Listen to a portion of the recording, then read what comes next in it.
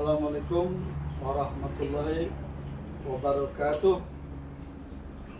Pemirsa channel Nur, petunjuk kecerdasan dimanapun pemirsa berada. Saat pemirsa bergabung di channel ini, berarti pemirsa sudah mengikuti, memahami dan mengetahui kemana sebenarnya arah ngaji kita di Nur Petunjuk Kecerdasan.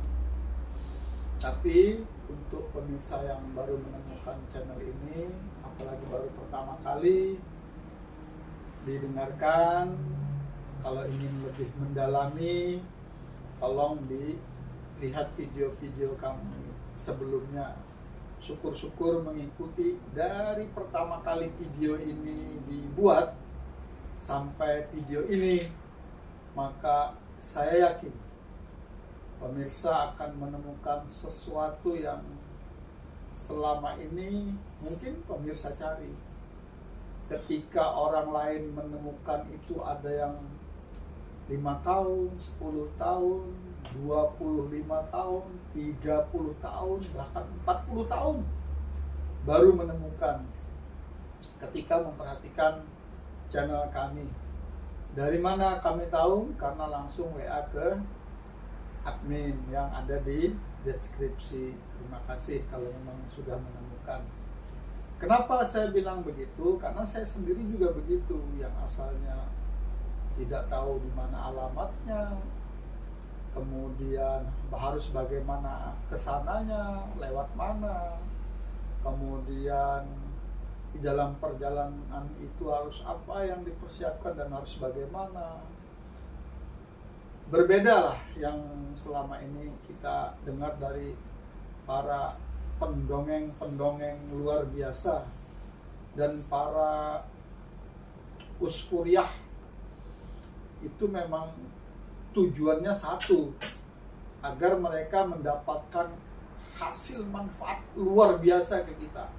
Kalau saya meminjam istilah yang dipakai orang-orang kita dahulu, kita disuruh kerja paksa, berangkat pagi, ketika matahari belum terbit, pulang ketika matahari sudah tenggelam, tidak terlihat. Tapi kita hanya cukup makan saja, kadang-kadang juga masih, mohon maaf, pinjam di sebelah. Gak tahu juga bayarnya kapan, seperti kita naik angkot, hari ini gratis, hari ini bayar, besok gratis. Dan itu sudah menjadi siklus yang umum. Tapi manakala kita mengaji benar-benar apa yang ada di Al-Quran Karim dan Al-Quran Azim di diri kita,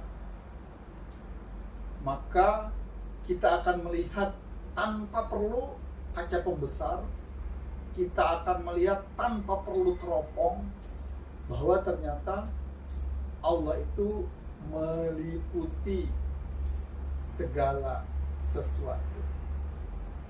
Maka akhirnya kita akan menemukan jalan yang selama ini sama kabur atau tidak tahu sama sekali dengan istilah alamat kemana sih, kemudian jalannya lewat mana sih, dan siapa yang mengantarkan. Ternyata semua itu ada di channel ini.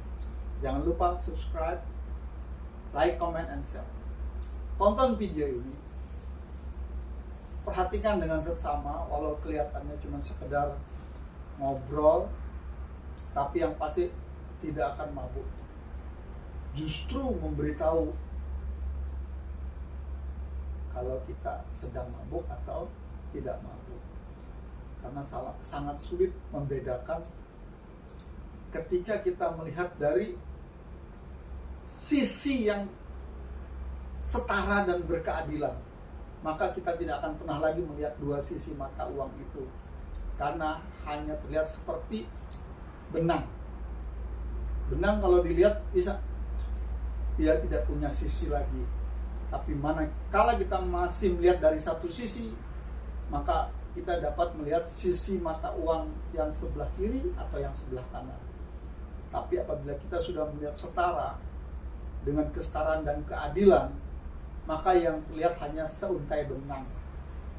Kemanapun sudah tidak terlihat lagi sisinya, karena sisi itu adalah seluruh isi semesta.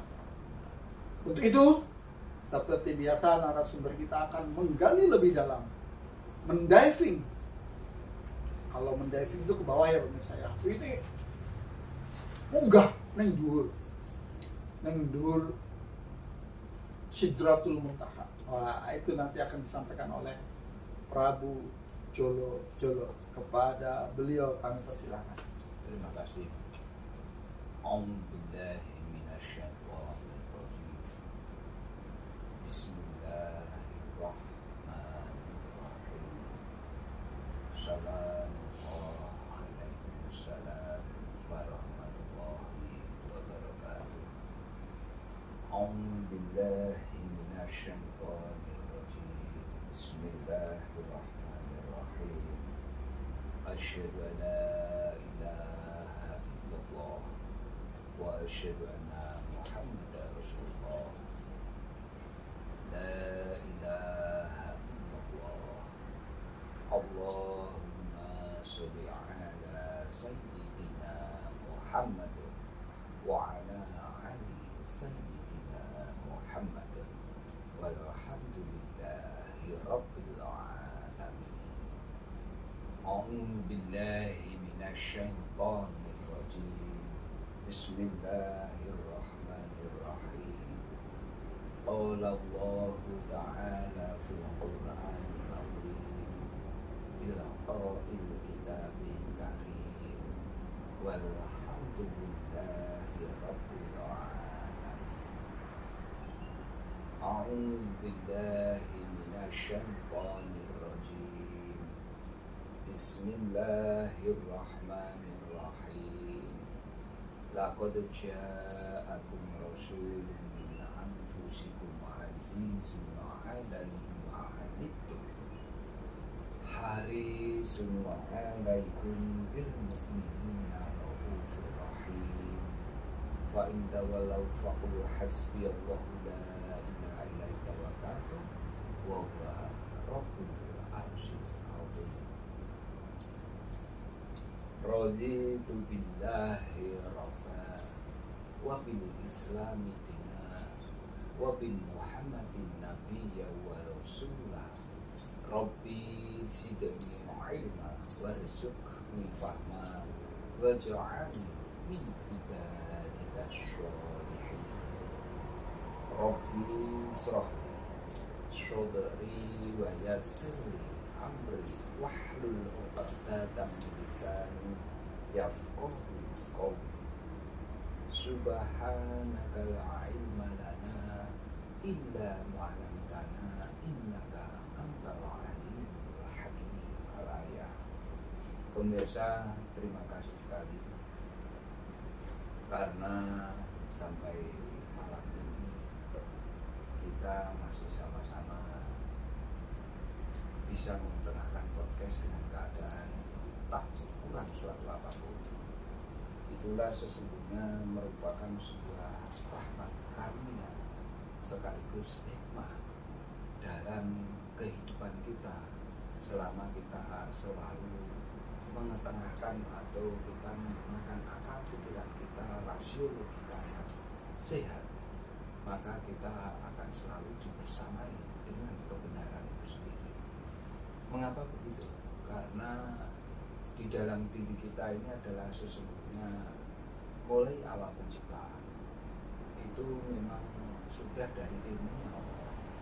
Jadi mau tidak mau kita harus menggunakan segala daya apa yang ada di penciptaannya itu sendiri untuk menghadapi segala kejadian yang ada dalam kekhalifahan itu. Karena nanti kalau kamu tidak menggunakan segala daya apa yang telah diciptakan oleh Allah dalam dirimu, maka semua kejadian yang melingkupi dirimu itu terlepas dari ilmunya Allah. Sehingga yang kamu gunakan bukan lagi ilmunya Allah, tapi yang kamu gunakan adalah sesuatu yang selama ini telah melekat pada tatanan atau melekat pada kebiasaan, adat kebiasaan yang ada pada masyarakat itu. Itulah mengapa kamu harus bisa menghadirkan Al-Quran itu secara utuh, secara menyeluruh, secara komprehensif, sehingga nanti apapun sumbernya kamu melangkah selalu ingat kepada ilmunya Allah itu sesungguhnya kamu nanti yang bisa menyelamatkan kamu. Itulah nanti yang sesungguhnya bisa menjadikan dirimu itu suci. Karena lainnya kamu menggunakan ilmunya Allah atau kitab bukan dari kitabnya Allah, maka yang menjadi tidak suci, berarti batal gitu, aliasnya batal atau gugur dengan sendirinya tanpa harus ada yang mengadili, sudah gugur gitu. Jadi kamu tidak masuk ke klasifikasi itu gitu maksudnya. Itu sesungguhnya. Makanya kalau sudah memahami itu, maka kita kembali kepada Quran surat kemarin yang diketengahkan oleh Mas Kaji, Quran surat An-Nisa ayat 135 itu sama surat Al-Maidah ayat 8. Al-Maidah itu surat kelima ayat 8. Itu bahwa sesungguhnya hati-hati sekali pemirsa. Karena seperti apapun dalam mengarungi kehidupan di alam semesta, ternyata setiap individu itu nanti mempunyai mempunyai value, mempunyai sosok yang berlainan. Sekalipun secara individu sebetulnya membawa karakter yang sama, membawa unsur yang sama, tapi sosok dan value-nya kan tidak sama. Terbukti apa? Terbukti begini. Ada kadangkala dalam satu tatanan masyarakat itu ada yang menjadi pegawai, tapi juga ada yang tidak menjadi pegawai. Itu kan sudah terbukti secara realitas dalam kehidupan kita sehari-hari, dalam bermasyarakat kan seperti itu. Tapi juga ada orang itu ya sampai bisa menjadi presiden, ada yang bisa menjadi eselon 1, tapi juga ada yang sekedar istilahnya sampah masyarakat, ya sekedar menjadi orang biasa gitu ya, atau bahkan nanti juga akan menjadi beban, itu juga ada. Karena mengapa seperti itu? Karena dia tidak menggunakan seluruh daya apa yang oleh Allah telah diciptakan dan telah ditanamkan di dalam dirinya itu sebagai data atau sebagai, karena kamu sebetulnya hidup itu kan membawa berbagai macam data dari Allah itu yang jumlahnya tidak main-main sebetulnya itu. Lah untuk membaca data itu kembali kan harus menggunakan ilmunya Allah, menggunakan dasar-dasar kaidah-kaidah, norma-norma, ketetapan yang datangnya dari Allah itu sendiri.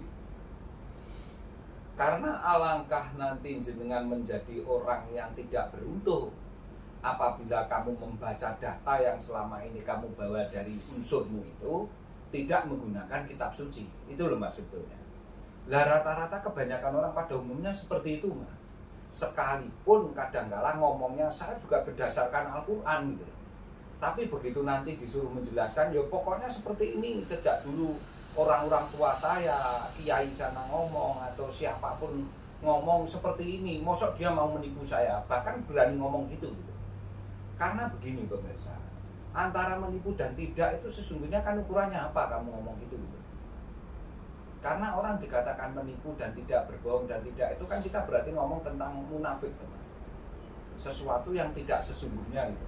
Sekalipun ngomong-ngomong gitu tapi nyatanya dia tidak berilmu dengan itu, itulah sesungguhnya munafik gitu. Karena kamu ngomong tapi dasarmu tidak kuat atau dasarmu tidak dengan taksasul, tapi karena dari sini ke sini gitu, hanya berdasarkan cerita, hanya berdasarkan dongeng, atau yang parah lagi nanti kebiasaan rata-rata turun-temurun telah melakukan seperti itu.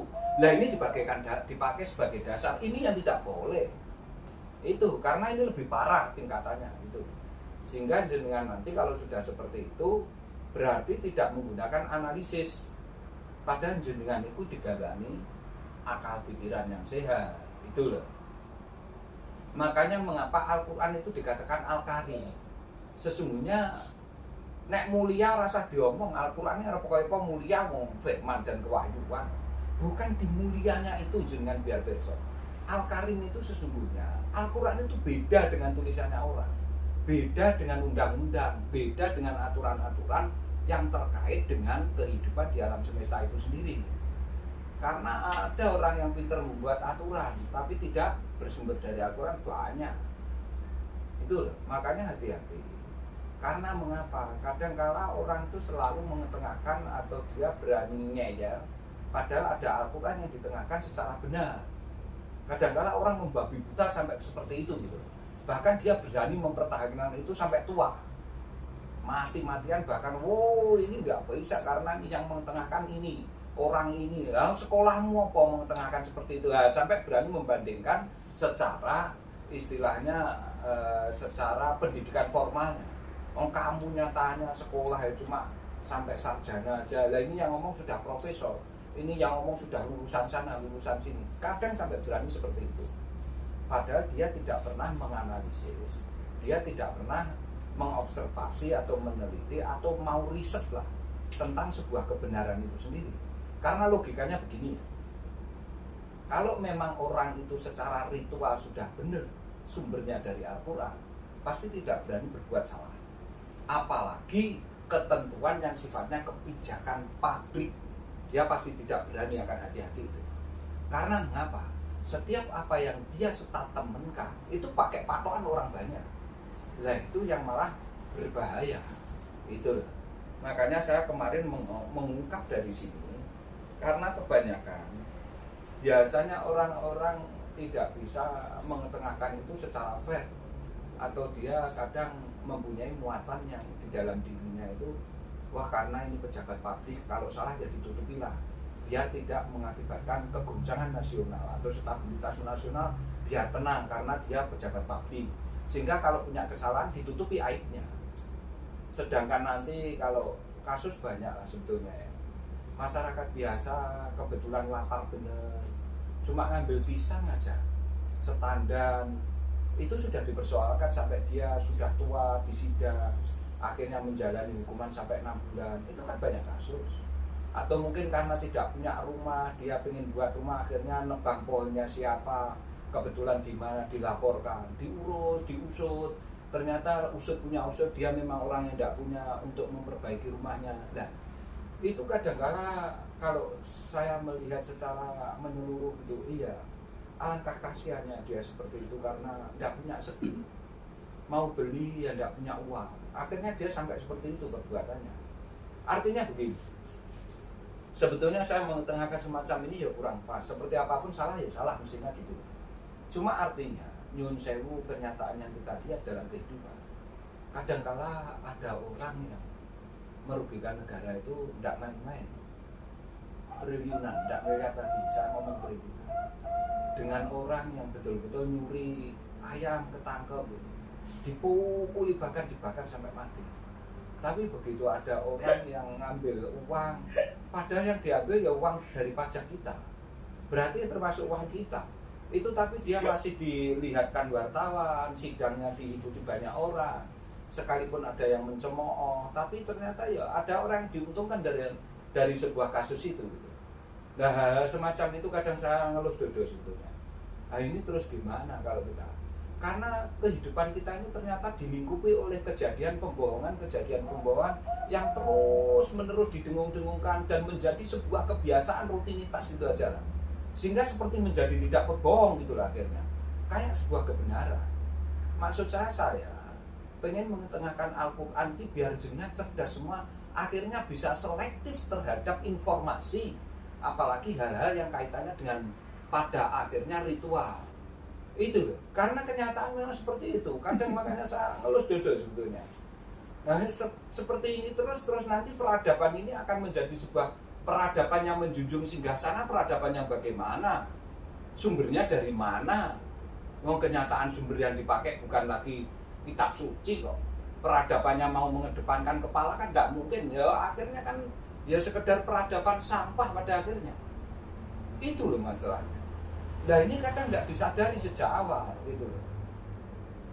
Makanya saya sebetulnya pengen membuka ini, jadi pengen kita sama-sama pinter, ayo, tidak masalah, sehingga nanti critical thinking terhadap penggunaan rasio logikamu yang sehat itu berjalan pelan-pelan. Karena tidak bisa kalau tidak diungkap dari sini. Nah, kamu mau starter itu dari mana? Tak tanya coba. Pada dasarnya ndak usah saya, ndak usah jenengan semua, ndak usah hostnya. Masa sopo sih sing ngerasa duit? Saiki tabunganmu enek 1 triliun paling jenengan mekitik loh tak kira. Itu. Makanya kalau menggunakan Al-Qur'an tidak seperti itu. Artinya gini. Jenengan kalau sudah memahami dan bisa menggunakan rasio logikamu dengan sehat, maka kesadaranmu itu tumbuh terus. Sehingga dengan uang kamu 1 miliar di dalam tabungan, tidak punya hutang, dengan kamu bahkan tidak punya uang itu loh, posisimu sama nanti. Tidak ada bedanya itu. Itu maksud saya. Makanya nanti nek jenengan sudah memahami itu semua, karena sudah banyak contoh ya, kamu nanti akan memahami tentang dimensi keadilan, karena keadilan itu punya beberapa dimensi ya. Jadi saya ketengahkan nanti ada beberapa dimensi keadilan. Keadilan itu nanti menyangkut individu, terus keadilan menyangkut ekonomi, keadilan menyangkut gender, karena nanti ini seluruhnya meliputi sebuah keseimbangan. Terus keadilan sosial, keadilan keluarga, dan seluruh kemasannya ada 5 itu. Terpenting adalah keadilan terhadap Allah. Karena mengapa? 5-5-nya pertanggungjawabanmu terhadap Allah. Itu makanya saya ingin mengetengahkan ini kita bahas secara menyeluruh. Karena apa 5 unsur yang saya sebutkan tentang dimensi keadilan itu tidak bisa kami hindari. Dari skup yang sifatnya deduktif menjadi induktif, dibalik lagi dari induktif menjadi deduktif. Artinya gini, sesuatu yang sifatnya umum nanti akan menjadi ke dalam dirimu. Setelah itu dari dirimu akan kamu umumkan. Sehingga kamu kan selalu hati-hati kalau seperti itu. Karena kamu tidak bisa terlepas dari kemasan alam semesta itu sendiri, dan tidak bisa terlepas dari kehidupan yang mencakup tentang individu, kehidupan tentang bermasyarakat, kehidupan tentang berkeluarga, kehidupan tentang bersaudara, dan lingkup yang lebih besar adalah kehidupan bernegara. Itu tidak bisa terlepas mau dan tidak mau, harus ada industri berkaitan dengan teknologi, sekaligus ekonomi berkaitan dengan perputaran keuangan itu sendiri. Mbak kembali ini gak iso lah ya. Nah cukup itu. Tapi kan betul-betul itu tadi saya mengetengahkannya tidak main-main. Karena melingkupi itu kalau kamu mau ngomong hidup, itu loh. Karena kamu lari dari situ tidak bisa. Nek pengen lari ya neng bulan, neng Mars, atau kamu nanti di atas gunung, atau di tengah laut samudra, atau bahkan kalau memang kamu tetap menyangkal dan tidak mau hidup dengan cara seperti itu, mengungkap hukum-hukum seperti itu, sumbernya bagaimana, dilakukannya seperti apa, bagaimana kalau kamu lakukan dengan pelanggaran, kan mestinya seperti itu. Dampaknya bagaimana? Nek saya selalu mengungkap sesuatu itu lengkap, utuh. Itu loh. Nah kalau kamu tidak mau menghindari itu kan berarti ya sekalian genai. Nah, logikanya kan gitu. Karena tidak ada lagi jawaban selain itu. Itu pemirsa. Makanya saya tidak main-main sebetulnya. Kadang saya serius, kadang saya dengan intonasi yang tekanan saya sampai seperti itu. Ya karena begitu urgensialnya. Karena ini membahas sesuatu yang sifatnya esensial, urgensial, berkaitan dengan substansial. Berarti kan menyeluruh ini, gitu loh. Bahasa saya ini nek jenengan beda nek tenan jane ya termasuk bahasa yang tidak main-main loh. Ini kalau profesor mendengar itu aja, iya anak ini bisa mengulas seperti itu. Iya. Karena saya memang belajar betul itu. Karena Al-Qur'an meliputi semuanya itu. Kemasannya selalu utuh, tidak tumpang tindih, sangat tertib, komprehensif sekali dengan integritas yang sangat tinggi. Nah, yang lainnya tidak seperti itu karena ada kepentingan yang ikut di dalamnya. Kalau Al-Quran tidak ada, murni karena memang bukan tulisan tangan, juga bukan tulisan pulpen. Yang jelas itu memang itu adalah kemasan metodologi keilmuan atau ilmiah itu sendiri. Nah, sesungguhnya ilmu sudah gitu aja lah. Itu pemirsa. Makanya ini masuk ke Quran suratnya Al-Baqarah 143 juga. Itu sebetulnya pemirsa. Makanya saya kadang-kala itu ya gimana ya, ngaji ini ya susah, nggak susah tapi nek dianggap guyon ya ra iso. Karena memang harus betul-betul gimana ya, begitu ya, Al-Quran harus mau nggak mau betul-betul lah Itu jadi harus memang daya upaya kita harus maksimal, nggak bisa nggak maksimal Al-Quran. Karena jenengan menjadi khalifah lahir ke bumi dari asal usul yang seperti itu sampai sekarang itu luar biasa sebetulnya kejadiannya, tidak serta merta, ada proses yang luar biasa, dan itu semua menyangkut dengan proses bahasanya penyempurnaan. Namanya sesuatu yang sempurna gimana Mas? Makanya bahasa di Al-Quran sendiri kan di dalam rahim itu merupakan penyempurnaan, tempat penyempurnaan. Berarti sesuatu kalau sempurna gimana ya, coba kita saling menggunakan akal rasi logika kita. Namanya sesuatu yang sempurna kan tidak ada cacatnya sama sekali Mas. Itu pemirsa, tolong dibaca dulu. Bismillahirrahmanirrahim. Alhamdulillahirrahmanirrahim.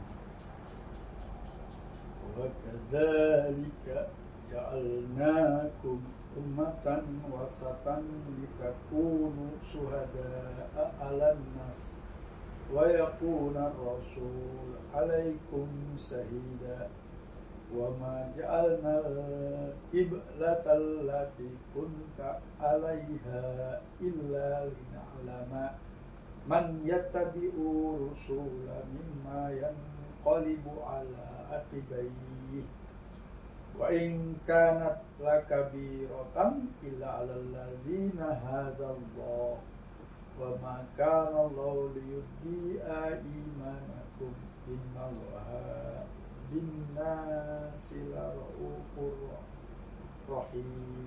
Sudah, saya tanya dulu, tadi yang disebutkan Mas Kaji berkaitan dengan syahadah apa enggak? Ya. Ada. Akibai ada enggak di situ bahasanya? Akibai saya tak tanya, itu bahasa apa sih?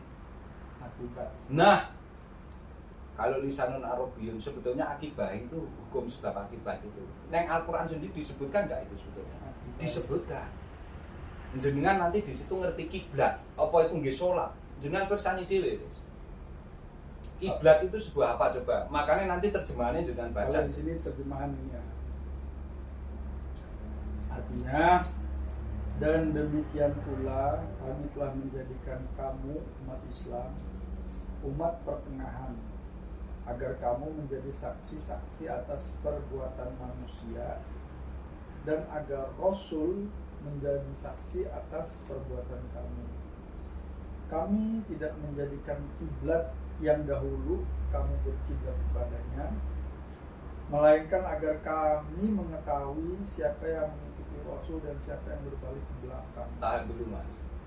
Jadi sesungguhnya awalnya kiblat itu dulu kiblatnya kepada siapa Mas sebelum ada Quran? Kembali ke itu.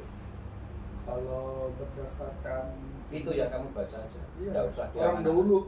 Berarti orang dahulu kan kebiasaan turun temurun yang oleh nenek moyang sudah dilakukan, sehingga nanti akan didatangi sebuah Al-Quran. Jadi kiblat itu berarti bahasa yang tepat apa tak tanya coba? Kiblat itu artinya yang kamu ikutin pada saat Belum ada petunjuk Al-Quran. Nah itu loh. Tapi nek saiki jerene kiblat iku arai salat. Enek konektivitasnya apa ndak? Ya sudah. Kamu pengen percaya mana? Terus akibatun yang kono disebutnya apa? Akibatun itu sesungguhnya ada hukum-hukum ketetapan Allah yang berkaitan dengan hukum sebab akibat atau sunatullah, berarti konsekuensi logis. Apa yang kamu lakukan maka akan sebab itu yang mengakibatkan dirimu menjadi akibat yang kamu timbulkan. Yang kamu terima kan akibat dari sebab kamu lakukan. Sebetulnya seperti itu. Kurang genah gimana sebetulnya gitu. panutan kiblat itu. Betul, panutan selama ini kamu melakukan apa-apa sebelum ada Al-Quran, berarti kan wong sing mbok anggap pinter, legesi dipercaya wong. Lah nek wis enek Al-Quran ya iku aja mbok gawe. Gawe Al-Quran kuwi ben slamet. Karepe ngono lho Gusti Allah iki, Mas. Karena selama kamu mulai lahir ternyata sing mbok dadekne kiblat sapa sih Mas pertama mbiyen? Orang tua. Ya wong tuamu dhewe. Ngono lah. Langsung iso jawab cerdas deh. Padahal wong tuamu dhewe itu awakmu salah bener ngerti ora tak takon. Nah, urung karuan. Padahal Quran ketetapan kebenaran yang pasti apa enggak? Isa Ibnu Maryam, harapan pasti. Wes saiki dong pikirane. ben ditutuki kegoblokane dhewe. Al-Quran seperti itu mengungkap kerahasiaan apa yang ada di dalamnya itu. Gampangnya begini misalnya, jangan ngomong kalau belum tahu rasanya jatuh dan merasakan sakit. Karena orang banyak jatuh tapi tidak sakit, jadi dia bilang jatuh tuh tidak apa-apa, apalagi jatuh di kasur, apalagi jatuh di tempat yang empuk. Iya, jatuh di pelukan ya. Ya. Nah, kalau itu bahasa batin itu jatuh di pelukan, dan pelukannya hangat tambah lupa sembarang air. Jadi sampai di sini, terima kasih yang barusan komen. Saya tidak melihat apa itu isi komennya, karena sebuah kesempurnaan itu ada positif dan negatif. Setiap komen positif itu belum tentu baik, juga setiap komen negatif belum tentu tidak baik. Karena justru dengan adanya komen positif dan negatif itu bisa menjadikan ledakan atom nuklir, dan itu hanya orang pintar yang bisa memanfaatkannya. Ya, Kecuali orang yang mohon maaf tidak mempunyai kecerdasan atau tidak mau menggunakan kecerdasan, maka mau dikasih negatif ya enak aja, mau dikasih positif enak aja, karena dia nggak ngerti apa itu positif atau itu negatif. Tapi berbeda dengan seorang ilmuwan fisika, bahwa positif itu adalah bagian untuk menyempurnakan penemuannya. Mau tahu contohnya? Sederhana begini pemirsa, kalau ada kilat di atas, ada geledek atau geluduk di atas rumah kita, ya karena rumah kita lantai 1 nggak ada penangkal petir. Coba lihat bangunan yang tinggi-tinggi itu, lantai yang banyak lah lantainya, lihat di atasnya, kenapa ada penangkal petir? Sehingga ketika terjadi ledakan atau kilat itu tidak menghancurkan bangunannya, tapi langsung ditarik ke dalam tanah.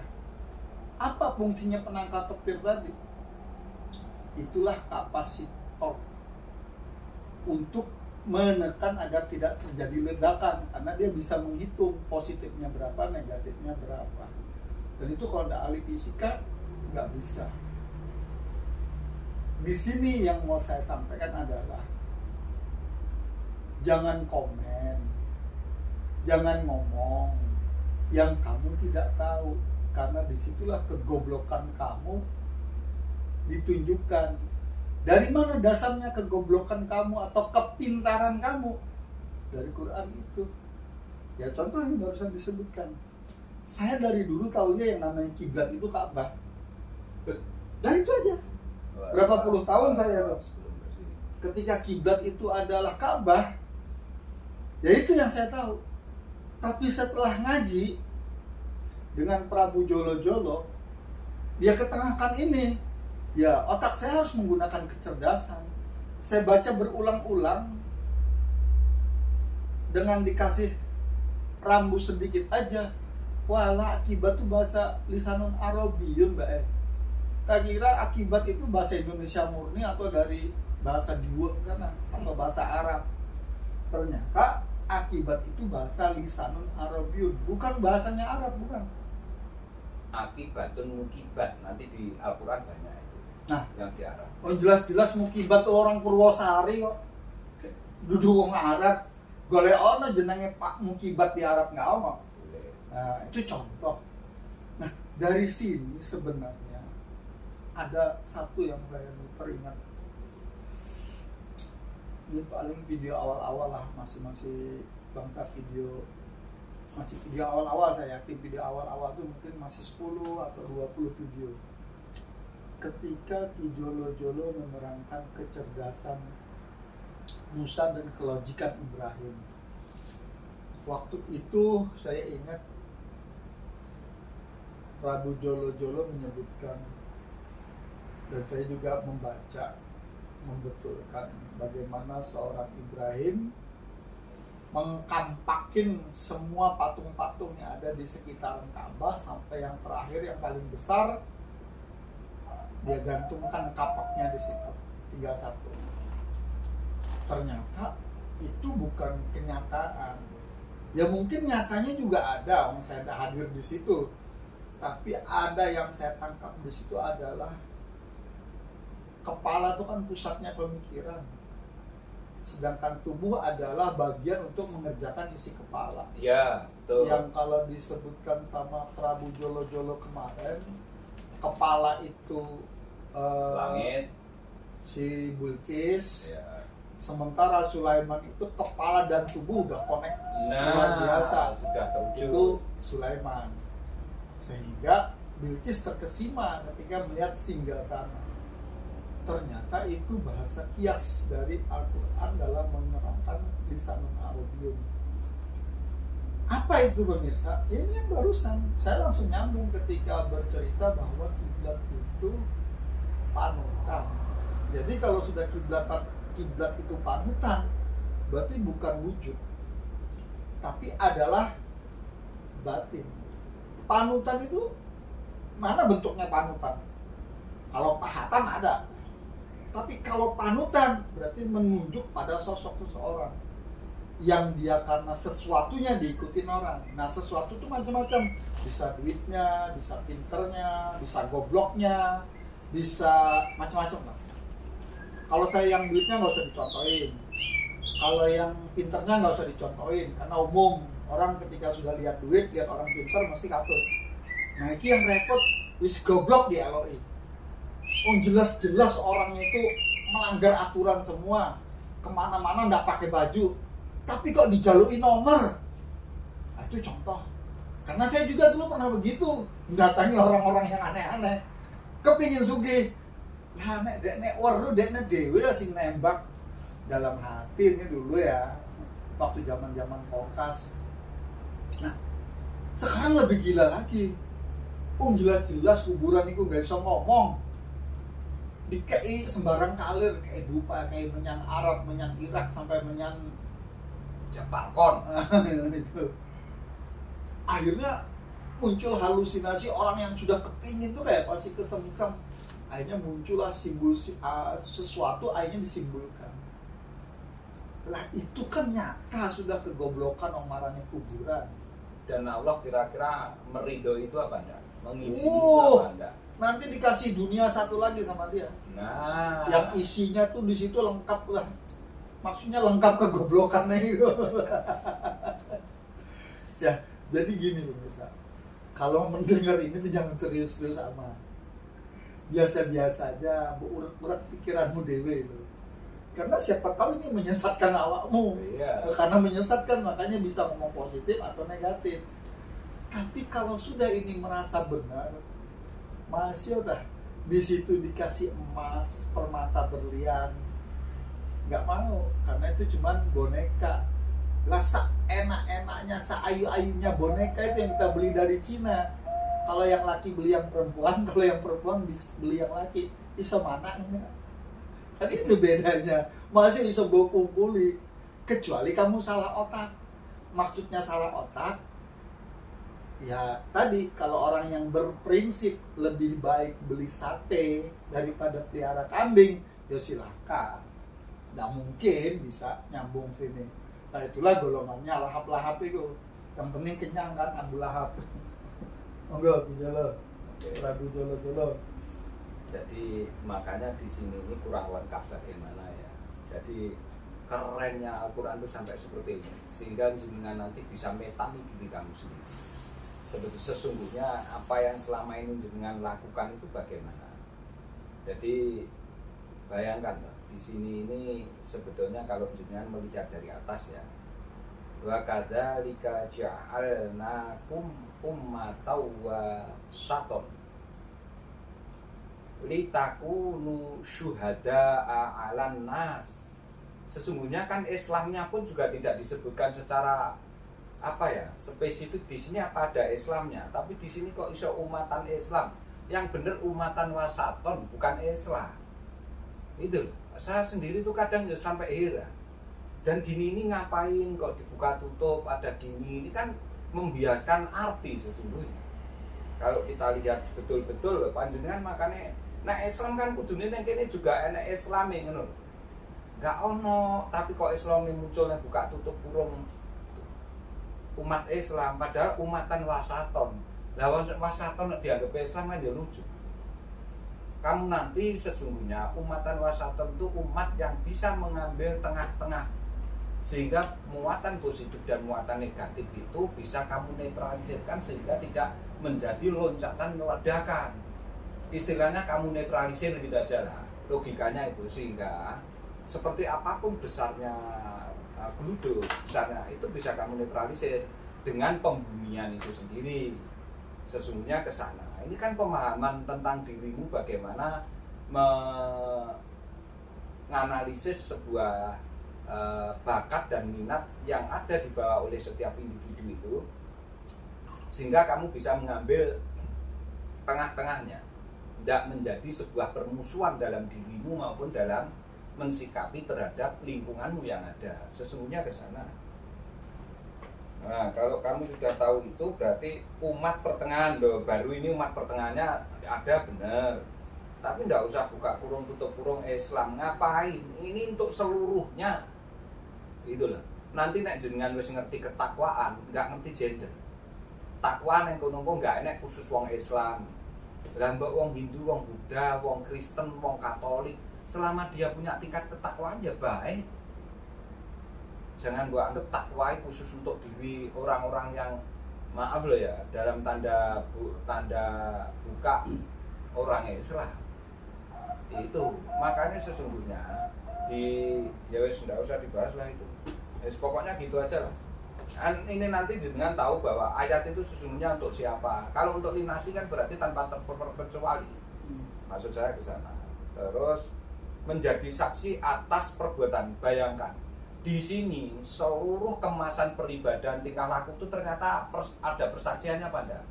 Artinya persaksian sesungguhnya kan MOU tuh Mas. Ya. Itulah. Makanya pentingnya kemusyahadahan itu. Itu loh. Berkali-kali disebutkan.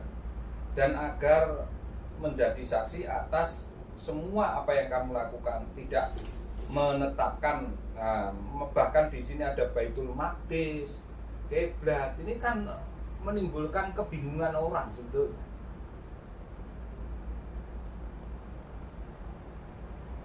Kecuali agar kamu mengetahui dalam keadaan siapa yang mengikuti Rasul dan siapa yang berbalik ke belakang. Sesungguhnya ini kan pemindahan kiblat itu. Pindahnya sebuah panutanmu dari kiblat yang awalmu itu panutan awal menjadi panutan baru adalah Al-Quran. Maksudnya kembali ke kitab suci itu. Itu sangat berat sebetulnya, kecuali bagi orang-orang yang telah mengizinkan dirinya dan berkehendak terhadap perubahan itu, Mas. Menerima perubahan panutan atau keyakinanmu itu loh, Mas. Allah tidak akan menyia-nyiakan imanmu. Sesungguhnya Allah benar-benar Maha Pengasih lagi Maha Penyayang kepada manusia. Jadi tekankan bahwa sesungguhnya Allah itu Maha Penyayang dan Maha Pengasih terhadap kita sebetulnya. Jadi ingat bahwa sesungguhnya Allah itu juga iman dengan diri. Nek gak iman gak mungkin jenengan kayak peringatan itu. Itu berarti bukti bahwa jenengan itu iman saja. Jangan sampai loh ya awakmu mengikuti panutan yang selama ini sudah kamu dengarkan itu. Karena sejak awal saya lahir itu saya tak kenal dia tetap wong tuaku sih, Mas. Dalam keadaan apapun aku kenal mbak ibuku, mbak bapakku, dibesarkan di situ. Ya. Apa yang beliau ketengahkan, apa yang beliau statementkan itu mewarnai otakku itu pertama. Baru nanti ke lingkungan, sanak saudara, baru nanti setelah kamu itu masa-masa pendidikan, baru lingkungan pendidikanmu itu juga ikut mewarnai. Nah, dari situ kan sebetulnya ini sebagai contoh sebelum kamu bisa menggunakan penalaranmu kan harus didoktrin, didogma dengan itu termasuk sebetulnya. Jadi contoh hari ini, contoh podcast sekarang ini, video kali ini, itu sebenarnya karena fokusnya sudah mulai ke jiwa, ke azim, ke tubuh, ke diri kita, ruh, rohani dan jasad akhirnya menjadi jiwa, sehingga yang terpengaruh apanya sih? Kalau tubuh sudah tidak bertumbuh lagi karena jari tetap 5, mulai sempurna lahir kerucut jari 5 sampai sekarang ya 5, udah ketetapan. Yang berubah apanya? Fisik dulu kecil sekarang besar, dulu muda ganteng sekarang tua kayak elek, itu perubahan fisik. Tapi ketika jiwa, apanya yang berubah? Di rekaman itu terlihat, oh dulu suka begini. Terjadi perbaikan akhlak. Tapi sebaliknya, yang tidak muncul kesadaran, seperti lagunya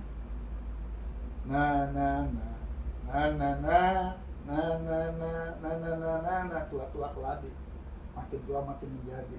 Nah, tapi di contoh-contoh video awal itu air laut diambil seember, diumok sama tiap hari air hujan yang sudah tidak asin lagi.